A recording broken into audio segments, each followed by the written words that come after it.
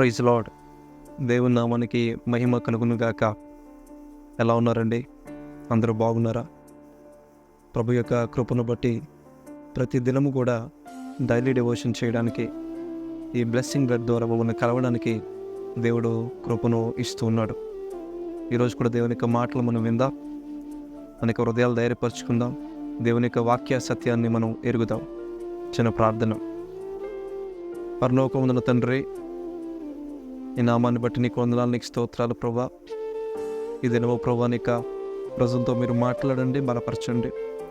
క్రీస్తు యేసు ప్రభా, నీ నామానికి మీరు మహిమ తెచ్చుకోమని యేసు నామంలో ప్రార్థించి అడిగి వేడుకొనిచున్నాం తండ్రి, ఆమేన్. బైబిల్లో ఒక అద్భుతమైన శ్రేష్టమైన మాట ఉంది. ఘనతకు ముందు వినయము ఉండును. ఘనమైన జీవితాలు దేవుడు మనకు ఇవ్వాలి అంటే ఆ ఘనమైన జీవితానికి ముందు వినయము ఉంటుందంట. ఈనాడు ఎంతోమంది ఘనమైన జీవితాలు ఆశపడుతూ ఉన్నారు, కానీ వినయము ఎంతమందికి ఉంటూ ఉంది? ఇది మనం ఆలోచించేయాలి. సామెతల గ్రంథంలో 15వ అధ్యాయం 33వ వచనంలో, యెహోవా యందు భయభక్తులు కలిగి ఉండుట జ్ఞాన అభ్యాసమునకు సాధనము, ఘనతకు ముందు వినయము ఉండును. Before honour is humility. ఘనమైన జీవితానికి ముందు దేవుడు నీకు ఘనతను ఇవ్వాలంటే వినయము కలిగి నువ్వు బ్రతకాలి. నీ ఇంటిలో, ఆఫీస్లో, నీ యొక్క నడవడికలో, ప్రవర్తనలో ఎవ్వరూ కూడా నిన్ను తృణీకరించని యొక్క మాదిరి కలిగి జీవిస్తూ వినయముతో బ్రతికినప్పుడు దేవుడు నీ యొక్క జీవితంలో హానర్ని, ఘనతని ఇస్తాడు. ఎప్పుడంటే నీవు హ్యూమిలిటీ కలిగి ఉన్నప్పుడు. రెండోదిగా మనం చూసినప్పుడు, ఘనమైన జీవితాలు మనం పొందుకోవాలంటే దేవా యొక్క అవమానములు, యొక్క పరిస్థితులు, ఈ నిందలు, ఈ యొక్క వేదనలు నేను భరించలేకపోతున్నానని చెప్పి చాలాసార్లు మనం బాధపడుతూ ఉంటాం. అయితే దేవుడు నీకు ఘనతను ఇవ్వాలంటే నీ జీవితంలో ఈరోజు 7 విషయాలు మనం జ్ఞాపకం చేసుకుందాం. 7 థింగ్స్ మనం వింటాం. 7 విషయాలు ఘనమైన జీవితాన్ని పొందుకోవాలంటే మొట్టమొదటిగా వినయం ఉండాలి. రెండవదిగా భక్తి అనేది చాలా అవసరం. కీర్తనలు 149వ అధ్యాయం 5వ వచనం, భక్తులు ఘనత నొంది ప్రహర్షించుదురుగాక, వారు సంతోషభరితులై తమ పడకల మీద ఉత్సాహగానము చేదురుగాక. రెండవదిగా ఎవరు ఘనత పొందుతారంటే భక్తులు ఘనత నుండి ప్రహర్షించుదురుగాక. నిజమైన భక్తి కలిగిన వారు ఘనతకి ఎక్కుతారు. ప్రియ సహోదరి, ప్రియ సహోదరుడా, ఘనమైన జీవితాలుగా, కుటుంబాలుగా నీ జీవితము, నీ కుటుంబము ఉండాలి అంటే భక్తి కలిగిన వారుగా ఉండాలి. భక్తి కలిగి దాని శక్తిని ఆశ్రయించలేని వారుగా కాదు, కానీ నిజమైన భక్తి కలిగిన వారుగా ఉండాలి. యాకోబు 1:27 వచనంలో భక్తి అంటే ఏంటి అనే మాటను మనం స్పష్టంగా అక్కడ డెఫినేషన్ చూడవచ్చు. తండ్రి అయిన దేవుని ఎదుట ఏటి నిజమైన భక్తి? పవిత్రమును నిష్కలంకమైన భక్తి ఏదనగా దిక్కులేని పిల్లలను, విధవరాండ్రను వారి ఇబ్బందులో పరామర్శించుటయో, ఇహలోక మాలిన్యము తనకు అంటకుండా తన్ను తాను కాపాడుకొనుటయే. దిక్కులేని పిల్లల్ని ఆదరించటం, పరామర్శించటం, విధవరాండ్రను పోషించటం, ఆదరించటం, ప్రేమించటం.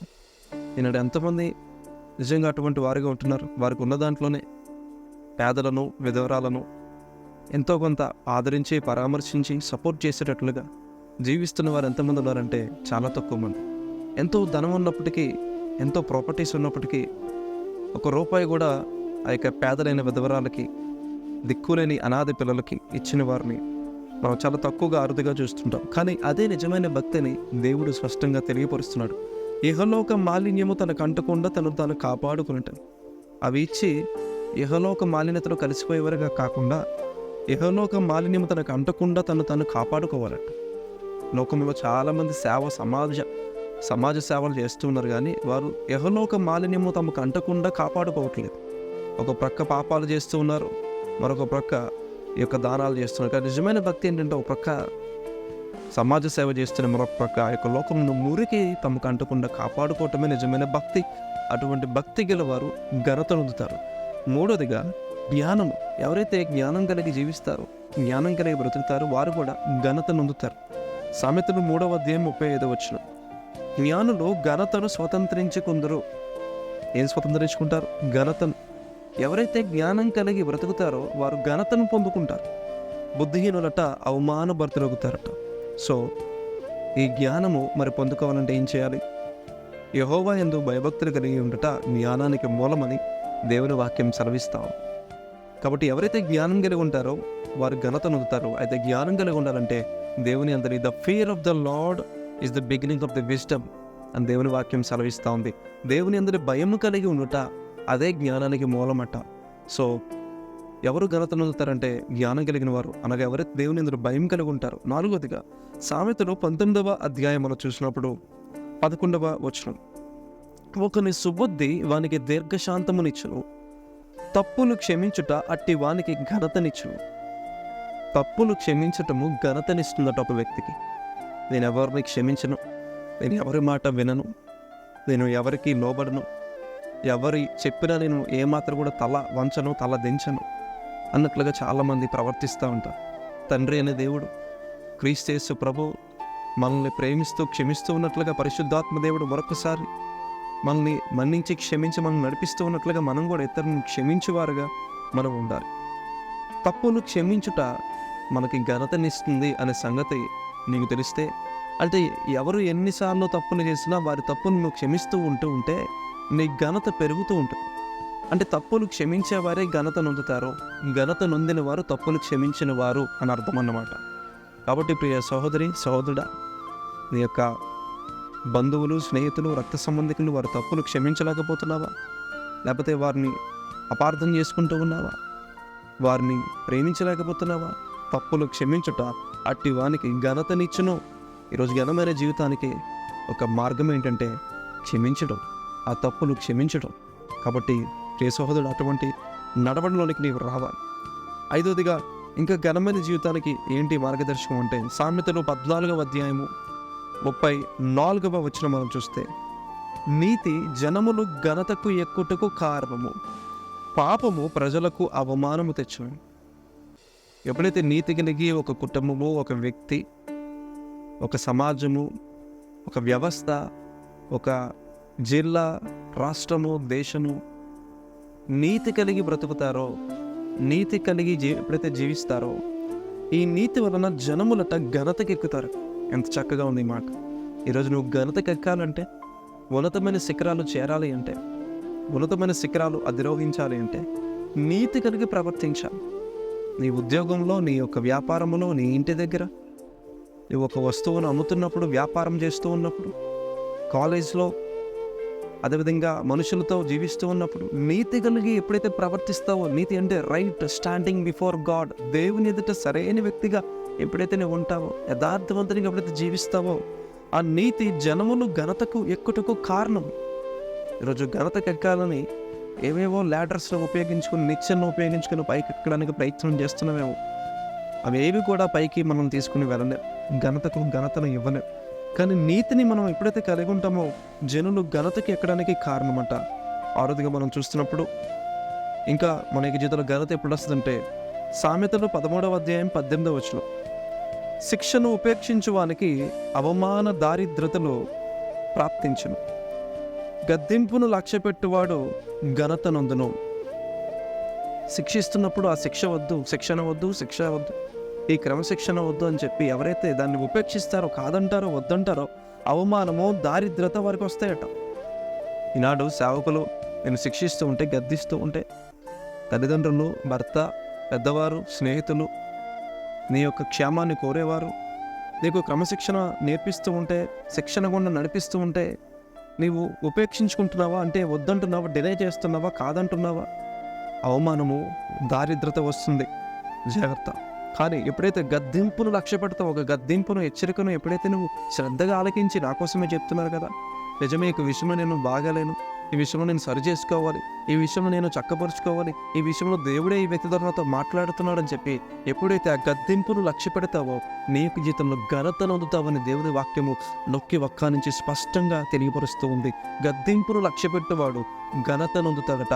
ప్రియ సహోదరి, ఈ యొక్క దినమున నువ్వు గద్దింపును లక్ష్య పెట్టే వ్యక్తిగా ఉంటే నువ్వు ఘనత నొందుతావు. చివరిగా 7వదిగా మనం చూస్తే ఒక అద్భుతమైన మాట ఉంది. ఘనత జీవితాలు కావాలి అంటే సామెతలు 20వ అధ్యాయము 3వ వచనము, కలామునకు దూరముగా ఉండుట నరులకు ఘనత, మూర్ఖుడైన ప్రతి వాడును కోరును. ఎంత చక్కగా ఉన్నాయి మాటలు. మూర్ఖుడైన ప్రతి వాడు పోరునే కోరునంట. మూర్ఖుడు పోరునే కోరుతాడట. సమాధానాన్ని, సంతోషాన్ని, కలిసి ఉందామనే ఆ యొక్క తాత్పర్య భావమును ఏమాత్రం కూడా కలిగి ఉండడు. మూర్ఖుడు పోరునే కోరును. కానీ ఎవరైతే నాకు పోరునొద్దు, ఈ అసమాధాన పరిస్థితులొద్దు, ఈ కలహాలొద్దు, కలిసి ఉండటం కావాలి, సంతోషం కావాలి, సమాధానం కావాలి, కుటుంబాలు ఐక్యతతో ఉండడం కావాలి, అందరూ కలిసి ఉండడం కావాలి, అందరూ ఐక్యతతో ఉండడం కావాలి అని ఎవరైతే కోరుకుంటారో వారు కలహాలకి దూరంగా ఉంటారట. కలహములకు దూరముగా ఉండుట నరులకు ఘనత. ఈరోజు నీ ఇంట్లో అన్ని కలహాలే కదా, అన్ని గొడవలే కదా, నీ జీవితంలో అన్ని వ్యతిరేకమైన ఆ యొక్క కలహపు పరిస్థితులే కదా. మన దేవుడు అల్లరికి కర్త కాదు. ఈరోజు నీ యొక్క ఇంటిలో నుంచి, నీతిమంతుని ఇంటిలో నుంచి రక్షణను గురించిన ఉత్సాహ సునాద గీతాలు వినబడాలి తప్ప పోరు, అల్లరి, కలహము, కేకలు, అరుపులు ఇవి వినబడనే కూడదు. ఏ సహోదరి, సహోదరుడా, dear young man, dear child of God, దేవుని బిడ్డ, దేవుడు నీతోనే మాట్లాడుతూ ఉన్నాడు. దేవా, కలహమునకు దూరంగా నేను జీవిస్తాను, కలహాలకు నేను కాలు దువ్వను, నేను నీ కొరకు బ్రతుకుతానని చెప్పి నువ్వు ఎప్పుడైతే తీర్మానం చేసుకుంటావు దేవుడు నీకు ఘనతనిస్తాడు. 7 విషయాలు మనం చెప్పుకుంటూ వచ్చాం. మొట్టమొదటిగా ఘనత కావాలి అంటే వినయం ఉండాలి. రెండోదిగా భక్తి ఉండాలి. మూడోదిగా జ్ఞానం ఉండాలి. నాలుగోదిగా క్షమాపణ ఉండాలి. ఐదవదిగా నీతి ఉండాలి. ఆరోదిగా గద్దింపు ఉండాలి. ఏడోదిగా కలహమునకు దూరముగా ఎప్పుడైతే ఉంటామో అప్పుడు మనకి జీవితంలో ఘనత, మనకి జీవితంలో దేవుడు అనుగ్రహిస్తాడు. ఈ దినము దేవుడు మనకి ఇస్తున్న వాగ్దానం ఏంటంటే, దేవా నాకు ఘనమైన జీవితం కావాలని ఈ విషయాలను సరి చేసుకొని దేవుని వైపు తిరగలిగితే యెషయా గ్రంథము 61వ అధ్యాయము 7వ వచనం, నీ అవమానమునకు ప్రతిగా రెట్టింపు ఘనత నొందుదురు. మీ అవమానానికి ప్రతిగా రెట్టింపు ఘనత పొందుతారు. క్షమించాయి, గద్దించారా, ఆ గద్దింపును స్వీకరించు. జీవితంలో నీతి లేదా నీతి కలిగి ప్రవర్తించు. వినయముతో ఉండు, భక్తి చేయి. తప్పనిసరిగా దేవుడు నీ యొక్క జీవితంలో నీ అవమానములకు ప్రతిగా రెట్టింపు ఘనతనిస్తాడు. నిందకు ప్రతిగా తాము పొందిన భాగము అనుభవించి వారు సంతోషించరు. నిందకు ప్రతిగా వారు తమ దేశములో రెట్టింపు భాగమునకు కర్తలగుదరు. నిత్యానందము వారికి కలుగును. What ever you last, God will restore you those things. దేవుడు తప్పనిసరిగా తిరిగి నీకు సమకూరుస్తాడు. నమ్మకం ఉందా? తిరిగి రెట్టింపు ఘనత కావాలా? దేవుని వాక్య ప్రకారం జీవించు, దేవుని యొక్క వాగ్దానాన్ని పొందుకో. అంటే కృప దేవుడు మీకు ఇచ్చునుగాక. మీకోసం ప్రార్థన చేస్తాను.